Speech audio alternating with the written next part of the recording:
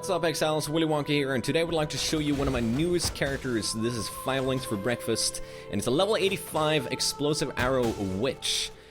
The best class for this build would be a Templar, just a disclaimer right there, but I died with my Templar and respec my Witch instead. So it works with Witch too, but I would prefer a Templar. The new thing this time around, we've done Explosive Arrow before, we used Blood Magic then, but now with the new passives and reduced mana cost of the skill, we are running Eldritch Battery, and it gives us some new benefits. We can run Arctic Armor, we can run Discipline, and Clarity, and Purity of Fire, and Arctic Armor being the best buff for this build.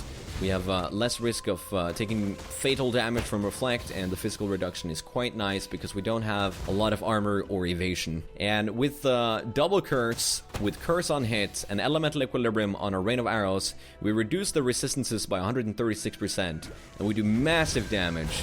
We also use a Quill Rain for increased attack speed, because the side effect of Quill Rain will not affect the ignition of the charge on Explosive Arrow.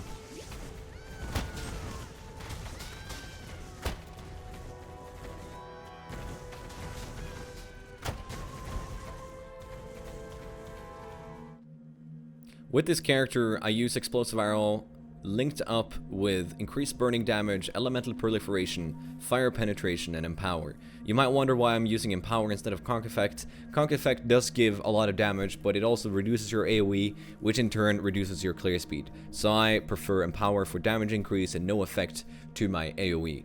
For the 6th link, you can consider using Conk Effect. You might use increased AoE, or you might use Chance to Ignite.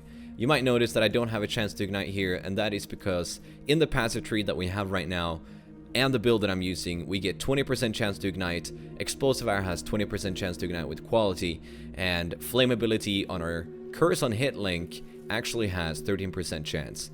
So you do get enough for clearing normal mobs and rares, but if you really want to have a boss set up, what I recommend is having a second Explosive Arrow set up on your offhand on another bow, preferably a +3 bow, because the damage of Explosive Arrow scales with levels, and it scales a lot. So having a +3 thicket bow on your offhand with another Explosive Arrow setup where you use Explosive Arrow, increased burning damage, and instead of Elemental Proliferation, you use Conk Effect and Fire Pen, Empower, and on your last link you would probably put Chance to Ignite, and that would be enough damage to bring down even the toughest bosses.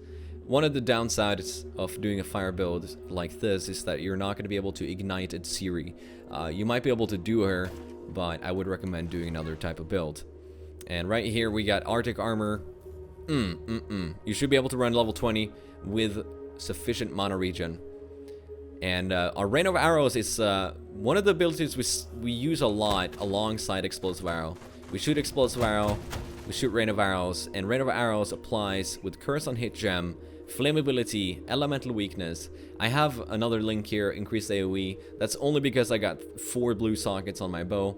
I would probably prefer increased projectile speed for a faster revival of the arrows or faster attacks. And down here I'm just leveling whatever. So with Rain of Arrows, and if you look at my default attack, I do a little bit of lightning damage. That comes from my ring.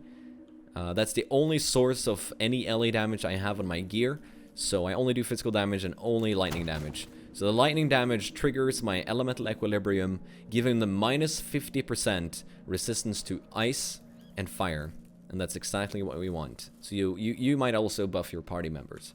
Extremely strong, minus 136 fire resist, giving us a lot of damage.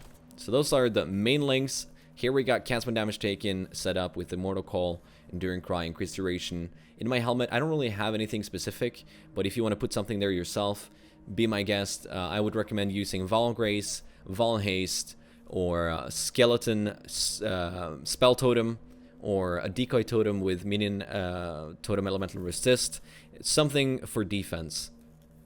And in my boots we have Discipline, Clarity, Purity of Fire, and reduce mana. Purity of Fire helps with Reflect as well as Arctic Armor, reducing the damage even further. Specific gear to look for might be Fire Leech on your quiver. I don't know if you can get it on a bow. Yes, you can. Yes, you can. So you can get 2% there. As for belt, you might look for an Itsiri belt for more fire damage And I believe it also gives you a chance to ignite during flask effect. And for pots, it's pretty straightforward. Choose whatever you're comfortable with. I just have something random. They're not optimal yet, but make sure you have remove bleeding, movement speed, and curse immunity, and maybe remove shocked. Burning removal, not as important unless you're yeah, I don't know. So those are my gems. As for passives, Eldritch Battery, Double Curse, Elemental Equilibrium, and Resolute Technique. Resolute Technique just ensures that you hit every single fuse and you don't have to spec into any accuracy or worry about that at all.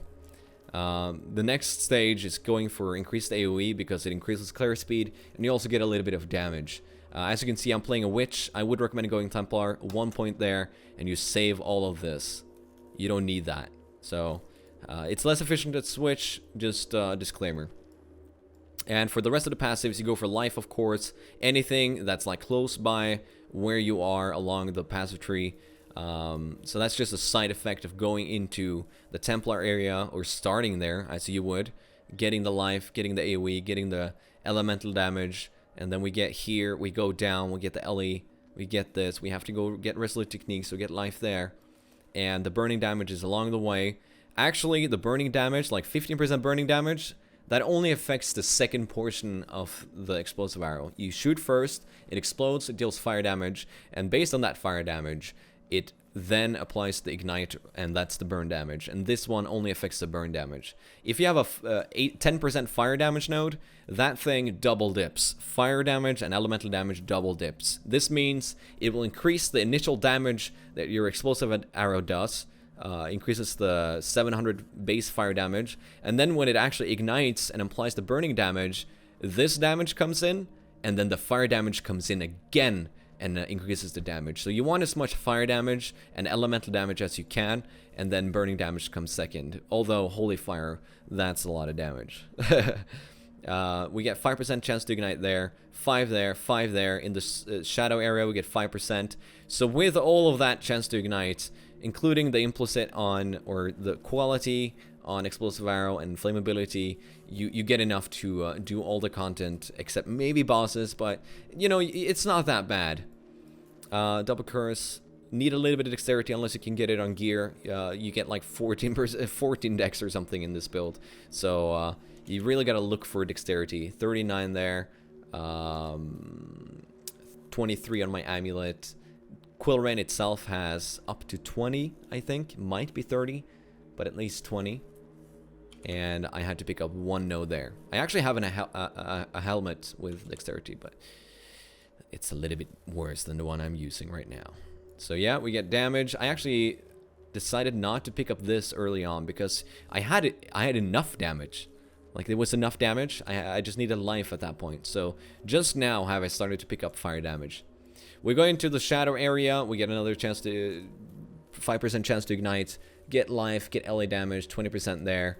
Great node. Life, a little bit of attack speed, which is good, and you can get more if you if you feel like you need more attack speed, you can get more there. And projectile damage will also increase the damage, but what you really want are these LA damage nodes. So you can see that there's a lot of potential to pick up more damage. LA damage there. And as we go up, we got a little bit more there. We got more LA damage here. And next to Elemental Equilibrium, we got more LA damage. On the Templar side, we got more LA damage. So by the time you get 100, you are going to have pretty much everything you need, and you'll do tons of damage. It's, I would recommend leveling up this character as Flame Blast, because Explosive Arrow might be harder earlier on, and you might not have the mana supply to run all the auras and Arctic Armor and Explosive Arrow. So going Blood Magic maybe early on would be a nice way of doing it, and that's only if you want to do Explosive Arrow. I would recommend doing Flame Blast, Eldritch Battery, because it's pretty much the same passives anyway. So I figured I'd tell you guys how Elemental Equilibrium works. You shoot with the normal projectile. The normal projectile for Explosive Arrow deals physical damage and any elemental damage you have. We have lightning. He becomes resistant to lightning damage. The projectile explodes and it becomes resistant to fire. And now, you know, you want to make sure he gets elemental equilibrium with the lightning, so you shoot him again. It then explodes. It becomes resistant to fire. So after every single explosion from your fuses, every single explosion, he gains a little bit of fire resist. So what you want to do is you shoot him with rain of arrows. Or explosive arrow, but rain of arrows first. You put the double curse on. He gets elemental equilibrium. You stack him up with 5 charges, and then he's at minus 136 fire resistance. It explodes. So the initial damage is based on the first 136% minus, but he gains 25% fire resist after it explodes. So the burning damage does a little bit less damage. So if you want to get most damage out of your ignite, you want to shoot a rain of arrows, or, you know, start stacking again right afterwards to make sure he's always at 136 minus resist.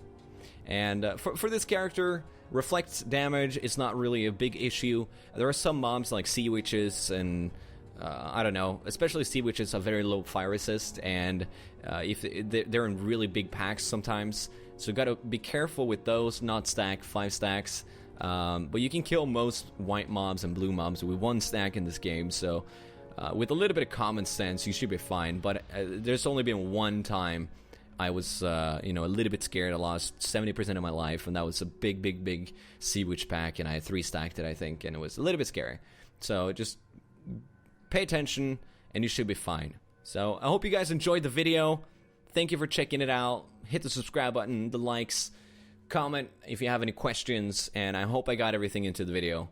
So see you guys on Twitch. Catch you in the next video. Peace out, guys. Peace out.